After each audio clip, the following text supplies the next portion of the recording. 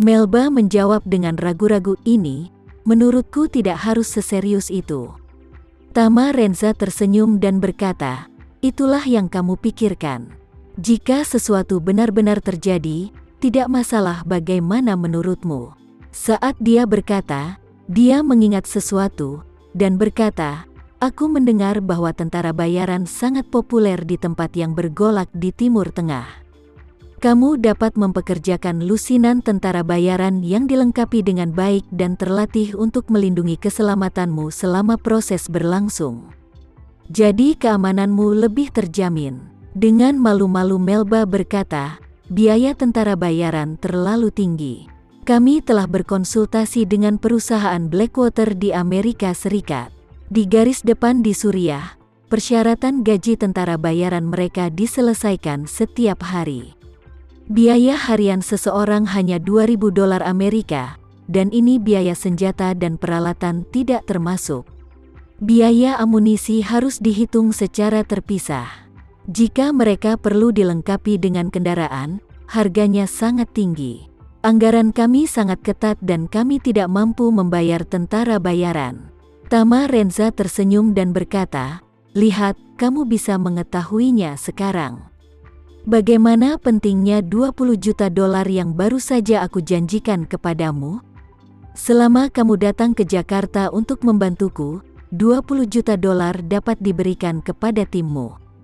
Jika seorang tentara bayaran membutuhkan $2.000 sehari, tim kamu dapat menyewa 20 tentara bayaran, yang hanya $40.000 sehari. Bahkan jika anggota timmu harus tinggal di sana selama setengah tahun, jika kamu menghitungnya dengan $40.000 sehari, itu akan menjadi $6 juta. Ditambah biaya menyewa beberapa kendaraan lapis baja, $10 juta pasti akan berhenti. Sisa $10 juta Amerika, kamu semua dapat dimasukkan ke dalam pemotretan. Hanya kamu yang dapat menggunakan peralatan fotografi terbaik, peralatan fotografi udara terbaik, dan bahkan orang-orang bersenjata lokal dengan AK-47 ketika konflik terjadi di lapangan. Tim Anda dapat menghabiskan uang untuk menyewa kapal perang tentara bayaran Amerika, dan membawa kamu untuk menembak dari sudut pandang Tuhan di langit. Efek tembakan itu pasti akan mengejutkan dunia. Melba jelas sedikit tergoda, tapi dia masih ragu-ragu untuk mengatakan, apa yang kamu katakan benar-benar masuk akal, Tapi ketika kita berangkat, beberapa dari kita telah mengatakan bahwa kita harus hidup dan mati bersama, dan maju dan mundur bersama. Jika aku pergi saat ini, itu akan melanggar perjanjian awal kami. Tama Renza tersenyum dan berkata, jangan memiliki beban psikologis yang begitu kuat. Kamu seperti beberapa teman yang mengendarai mobil rusak untuk melintasi gurun.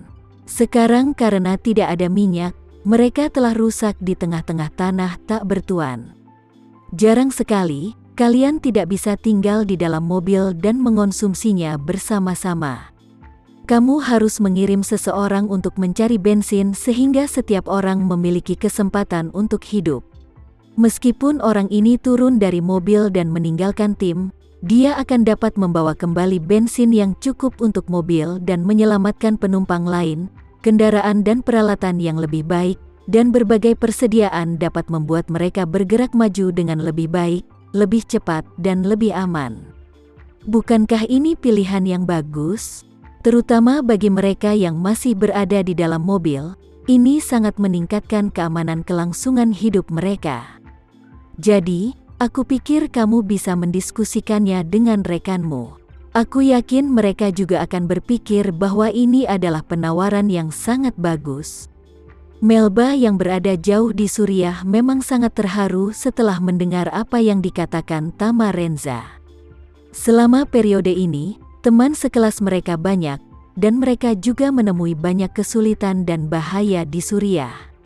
Meskipun semua bahaya ini dapat dihindari secara kebetulan, semua orang tahu di dalam hati bahwa risiko tinggal di Suriah untuk merekam film dokumenter masih sangat tinggi.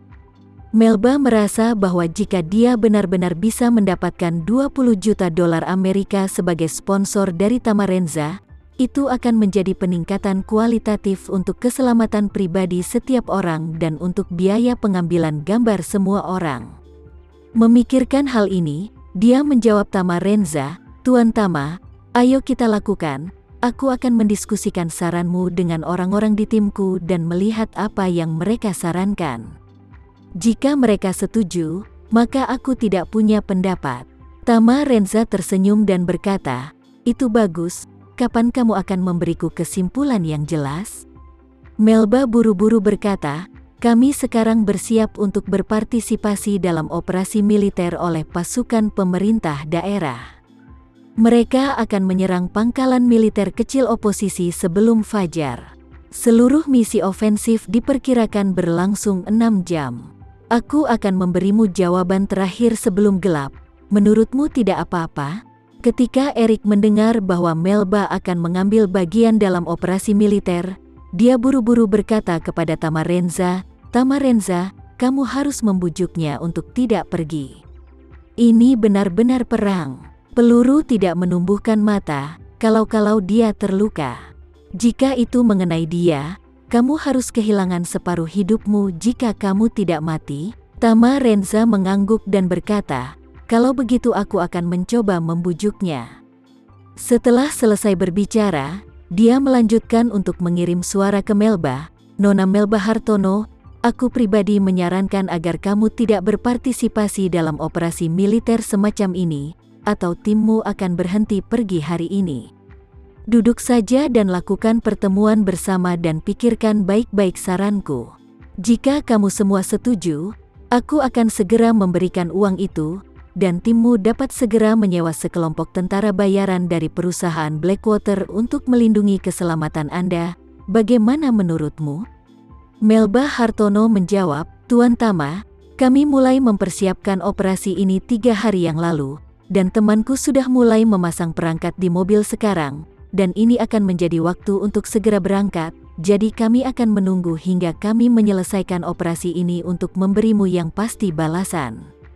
Setelah itu, Melba segera mengirimkan pesan lain, "Maaf Tuan Tama, kita berangkat sekarang." Setelah meninggalkan pangkalan, tidak akan ada komunikasi. "Mari kita bicara saat kita kembali." Tama Renza buru-buru menjawab, "Aku masih menyarankanmu untuk tidak pergi." Namun, Melba tidak membalas kali ini. Tama Renza memandang Pollard dan berkata tanpa daya, "Paman Erik, kurasa dia sudah berangkat." "Hei," Erik menghela nafas, "aku telah belajar selama setengah hidup, bagaimana aku bisa membesarkan seorang putri pemberontak? Benar-benar kejahatan." Tama Renza mengangkat bahu dan berkata, "Paman Erik, Suriah setidaknya berjarak 6 hingga 7.000 kilometer dari kita. Tidak peduli seberapa besar kamu khawatir, akan sulit untuk benar-benar menyelesaikan masalah. Lebih baik menunggu dengan sabar." Jawabannya, "Aku pikir istilah yang aku berikan kali ini sangat murah hati. Mereka seharusnya tidak menolak." Erik berkata dengan emosi, "Tama Renza, terima kasih banyak untuk pekerjaanmu. Aku harus membayarnya." Saat dia berkata dengan sedikit emosi cemberut, "Sejak aku memutuskan untuk melepaskan pekerjaan dan kehidupanku di kelas atas dan memilih untuk mengajar dan mendidik orang, hampir semua uang yang dapat aku sumbangkan di rumah telah disumbangkan, dan aku juga memberikan sebagian dari uang Melba sebagai amal. Sekarang semua asetku adalah sebuah villa kecil di sini, ditambah uang tunai kurang dari 10 miliar rupiah dan semuanya berjumlah lebih dari 20 miliar rupiah. Kalau dikonversikan ke dolar Amerika sekitar 3 atau 4 juta. Aku akan memberikan semua uang dan rumah itu, dan perlahan aku akan menemukan cara untuk membayar sisanya." Tama Renza buru-buru berkata, "Paman Erik, jangan terlalu sopan padaku.